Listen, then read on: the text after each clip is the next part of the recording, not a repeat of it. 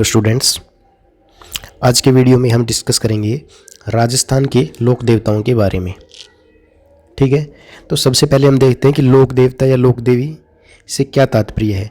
तो देखिए, लोक देवता या लोक देवी ऐसे महापुरुषों या स्त्रियों को कहा जाता है जिनके असाधारण व लोक कल्याणकारी कार्यों के लिए जनता ने उन्हें दिव्य रूप में स्वीकार किया।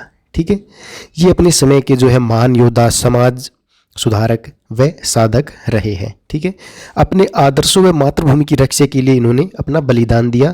गांव-गांव में जो है इनके मंदिर या थान बने हुए हैं।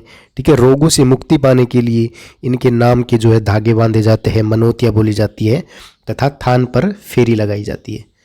ठीक है, आज की वीडियो में हम पढ़ेंगे मारवाड़ अंचल के जो प्रमुख 5 लोक देवता है जिन्हें पंचपीर के नाम से जाना जाता है। ठीक है, उनके बारे में हम आज डिस्कस करेंगे।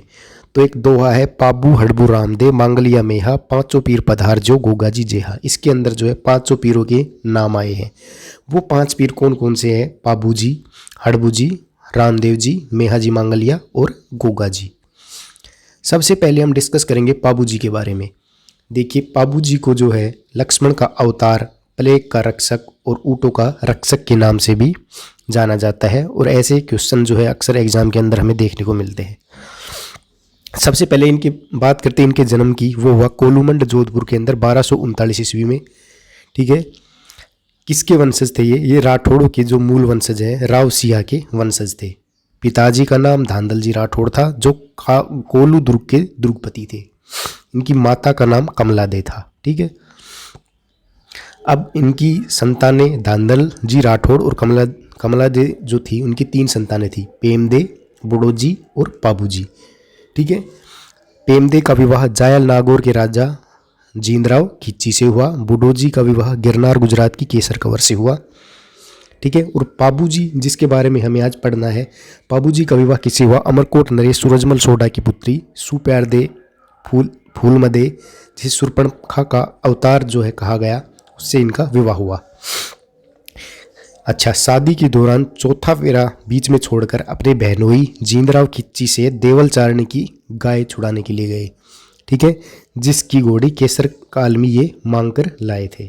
ठीक है, आपको ये बात याद रखनी है। ठीक है, देचू गांव में युद्ध के अंदर वीरगति प्राप्त हुई 1276 ईस्वी में। प्रमुख मंदिर की बात करें तो कोलूमंड के अंदर है। ठीक है, चैत्र अमावस्या को मेला लगता है। प्रतीक जो है अश्वरोही, हाथ में भाला, बाईं ओर झुकी हुई पगड़ी है। मेहर जाति के मुस्लिम भी पीर मानकर इनकी पूजा करते हैं। ठीक है, पाबूजी के सम्मान में इनके अनुयायी चौथे फेरे के बाद विवाह जो है संपन्न मान लेते हैं। मारवाड़ में सर्वप्रथम ऊंट या सांड लाने का श्रेय किसको जाता है? पाबूजी को। अतः ऊंट पालक जो रायका रेवारी जाति है वो भी इनको अपना आराध्य देव मानती है। नेक्स्ट बात करते हैं नैन सी री ख्यात। ठीक है, पाबूजी ने मलेच्छ समझी जाने वाली जो थोरी जाति के 7 भाई है उनको आश्रय देकर जो है एक सम्मानजनक स्थान दिया था। इस प्रकार जो है पाबूजी अछूतो उद्धारक भी थे। थोरी व भील जाति में भी ये लोकप्रिय है।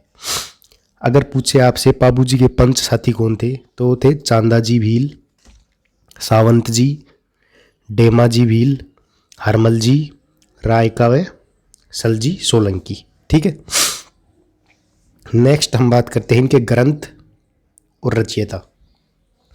ठीक है, पाबूजी के ऊपर कौन कौन से ग्रंथ लिखे गए? एक तो पाबू प्रकाश जो आशिया मोड़ जी ने लिखा। दूसरा पाबूजी री बत्तीसी जो लक्ष्मी चूड़ावत ने लिखा। तीसरा पाबू सोरठा जो रामनाथ कविया ने लिखा। नेक्स्ट हम बात कर लेते हैं पाबूजी की फड़।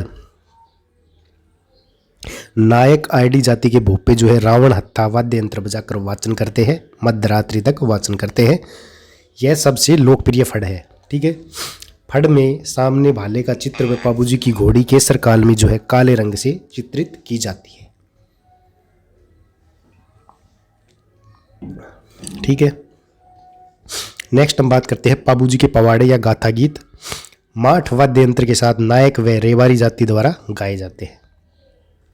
थोरी जाति के जो लोग हैं वो सारंगी के साथ पाबूजी की यशोगाथा गाते हैं, जिसे स्थानीय बोली में पाबू धनीरी बाचना कहते हैं। अब बात करते हैं रूपनाथ जी या झड़दो जी। ठीक है, इनका जन्म गिरनार गुजरात के अंदर हुआ था। पिताजी कौन था इनका? बुडोजी। ठीक है, बुडोजी की संतान थे, माता केसर कंवर थी। पाबू जी से क्या संबंध था, ये पाबू जी के भतीजे थे, ठीक है, भाई के लड़के। चाचा व पिता की मृत्यु का जींदराव खिच्ची को मारकर बदला लिया। गुरु इनके गोरखनाथ थे। इनका मंदिर जो है सिम्बुदड़ा जो नोखा मंडी बीकानेर में है, और दूसरा मंदिर कोलूमंड की पहाड़ी पर है, ठीक है। तो ये बात भी आपको याद रखनी है।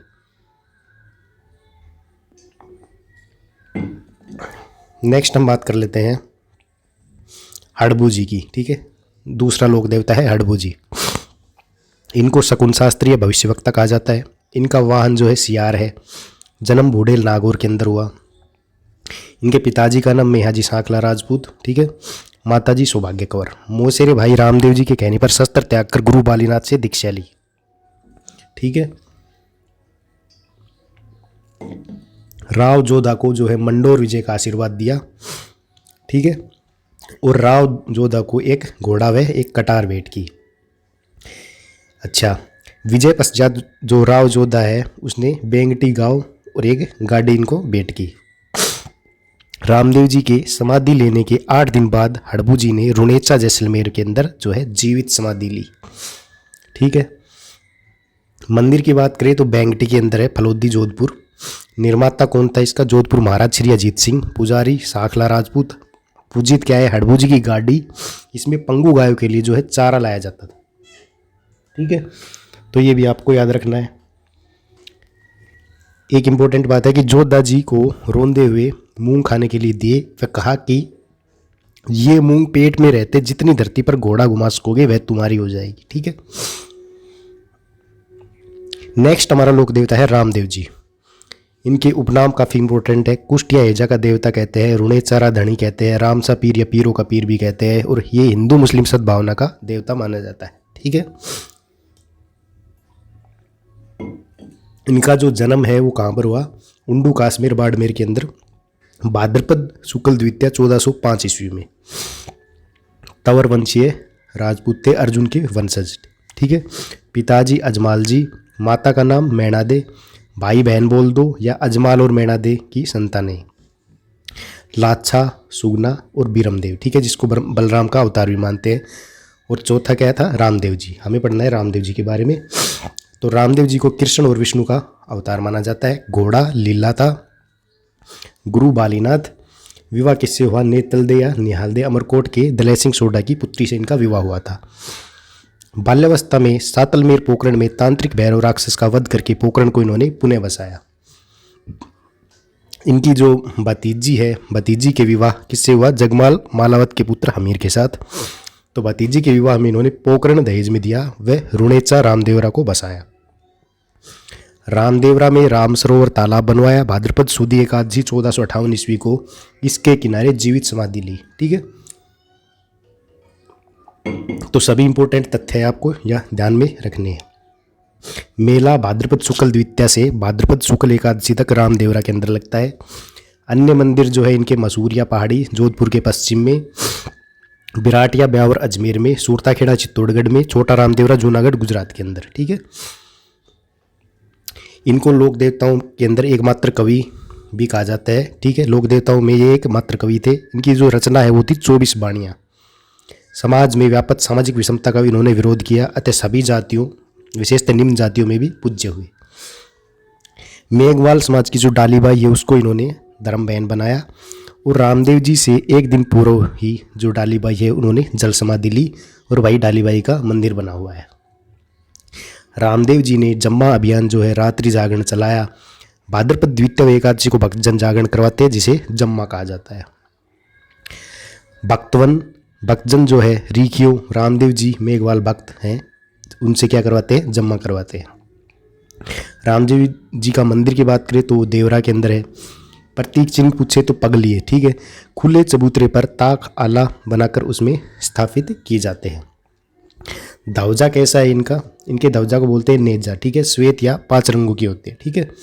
धवजा पर लाल रंग के कपड़े से रामदेव जी के चरण बने होते हैं, ठीक है।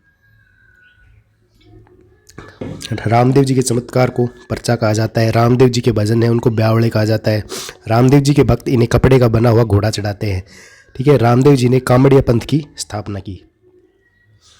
बाबा के मेले में कामड़िया पंथ की जो महिलाएं हैं उनके द्वारा 13 ताली नृत्य किया जाता है। यह एकमात्र नृत्य है जो बैठकर किया जाता है। नृत्य के दौरान पुरुष जो है वो गीत गाते हैं और चौतारा वाद्य यंत्र का प्रयोग करते हैं।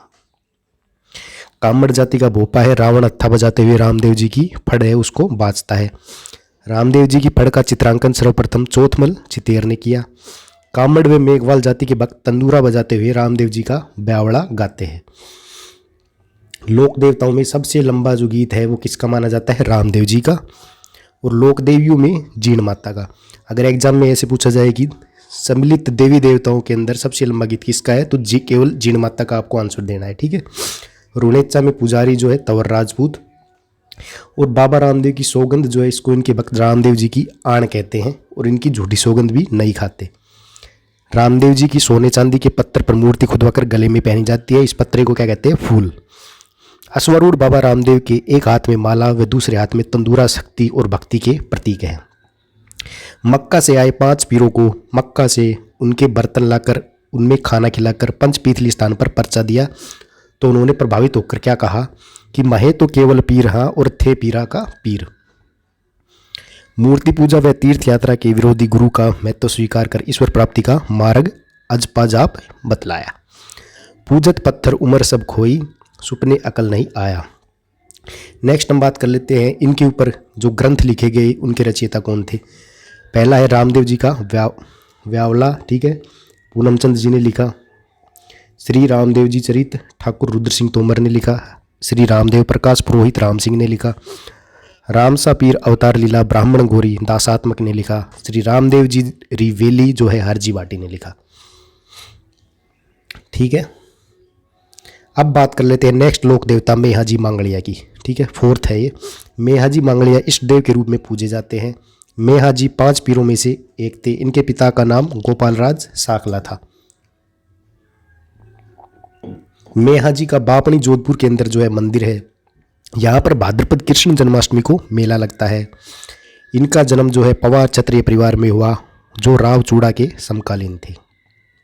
मेहाजी के बारे में लोक मान्यता है कि इनकी पूजा करने वाले भोपा की वंश वृद्धि नहीं होती, वे केवल गोद लेकर पीढ़ी को चलाते हैं। इनका प्रिय घोड़ा जो था किरण काबरा है, ठीक है। मेहाजी का सारा जीवन धर्म की रक्षा और मर्यादाओं के पालन में बीता। मेहाजी जैसलमेर के राव राणंगदेव भाटी से युद्ध करते हुए वीरगति को प्राप्त हुए थे।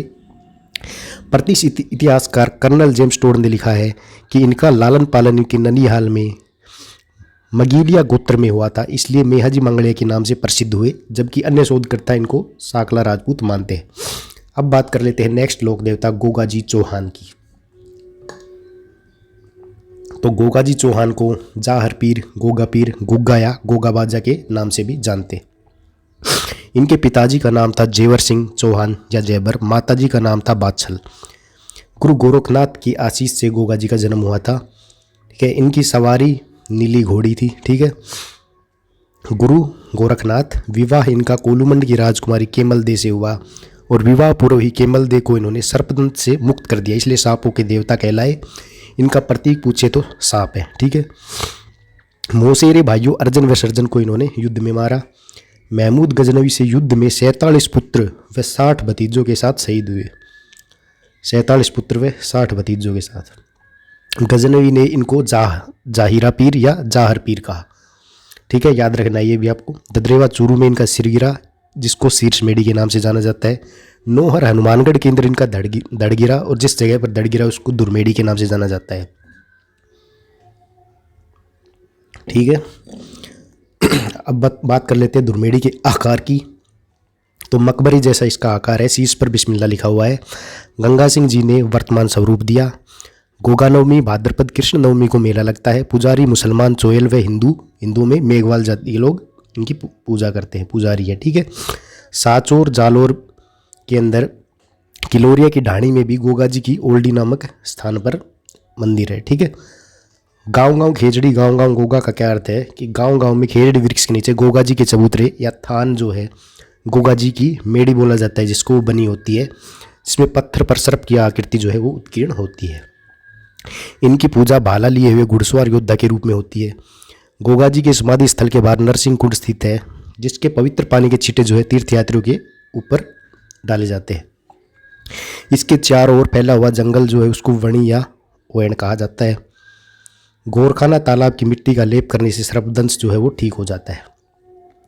राजस्थान में वर्षा के बाद हल जोतते हैं या चौमासे में पहली बार हल जोतना होता है, उसके समय किसान की जो कुंवारी कन्या होती है वो गोगा जी के नाम की जो राखी है, जिसको गोगा राखड़ी बोला जाता है, वो किसान बैल और हल को बांधती है। सांप डसने पर गोगा जी के नाम की एक राखी बांधी जाती है जिसे ताती कहते हैं। मुस्लिम गोगा पीर या झार पीर के नाम से पूजते हैं। ठीक है। कायम खानी मुसलमानों के आराध्य देवता है। केसरिया बाना युद्ध में जाते समय पहने जाने वाला पीले रंग के वस्त्र का जोड़ा, इसे पहनकर आज भी हजारों गोगा जी के भक्त जो है गोगा मेड़ी में जाते हैं। गोगा जी के पुत्र का नाम था केसरिया कुंवर जी। ये भी सांपों के देवता के नाम से मशहूर थे। इनका प्रतीक भी सर्प, इनका ध्वजा जो है वो सफ़ेद था और मंदिर जो है बीरमसर हनुमानगढ़ और ददरेवा चूरू के अंदर था। और इनका जो पुजारी है वो सर्पदंश से पीड़ित व्यक्ति का जहर मुंह से चूसकर बाहर निकाल देता है। ठीक है। तो ये हमारे 5 पीर समाप्त हुए। अगर इनका नाम याद रखना है तो ट्रिक है गोपा मेरा है, यानी गो से गोगा जी, पा से पाबू जी, मे से मेहा जी, रा से रामदेव जी और है से हड़बू जी। ठीक है। ये इनका जन्म स्थल है। गोगा जी का जन्म ददरेवा चूरू में, पाबू जी का कोलूमंड गांव जोधपुर में, मेहा जी का बापणी गांव जोधपुर में, रामदेव जी का उड़ू कश्मीर बाड़मेर में और हड़बू जी का बोडेल नागौर के अंदर। लोक देवताओं के वाहन से अगर कोई क्वेश्चन पूछा जाता है तो पाबू जी का था केसर काल में घोड़ी, हड़बू जी का सियार या बैलगाड़ी, रामदेव जी का नीला घोड़ा, मांगलिया मेहा या मेहा जी मांगलिया का किरण काबरा घोड़ा, गोगा जी का नीली घोड़ी या गोगा बप्पा, तेजा जी का वाहन अगर पूछे तो लीलन घोड़ी, देव बाबा का भैंसा और देवनारायण जी का लीलागर घोड़ा। ठीक है। नेक्स्ट जो क्लास आएगी, नेक्स्ट वीडियो आएगी, उसके अंदर हम जो बचे हुए सभी लोक देवता है उसको डिस्कस करेंगे और उसके बाद जो वीडियो आएगी उसके अंदर हम सभी लोक देवियों को डिस्कस करेंगे। धन्यवाद।